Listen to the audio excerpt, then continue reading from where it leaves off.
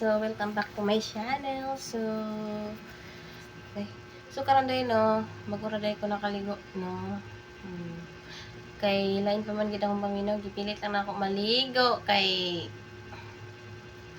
si Anel nabalikan na pud ihang sakit. Kaya pilit lang ako kaligo para dili pud ingon na kami nang duha ang may sakit. Pero di naman sakit akong ulo. Ako na lang ubo na lang at saka sipon, sakit sa likod. Amot nga nung sakit ko sa likod. Ay na, sani. Tsaka namburot ko na akong mga reo.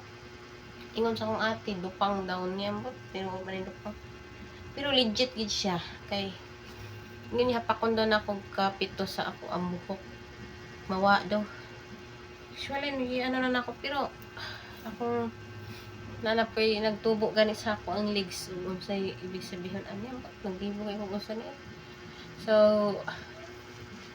kumusta day mo no, kumusta inyong Christmas? Kami dili happy among Christmas kay puro mi sila na po karon na no na 26 na karon lang ko nakaligo ako nung kahapon na gusto na maggala-gala ora ilanat bago sa maghimo nag-atubangay mi, nagsigi mi og hinoktok kay si Anel nagsigi og suka. Niya ako naman kaya akong ulo atong hapon tas ako'y panlasa mo kaon kay ait kay siya. Okay guys, bye bye. See you next vlog.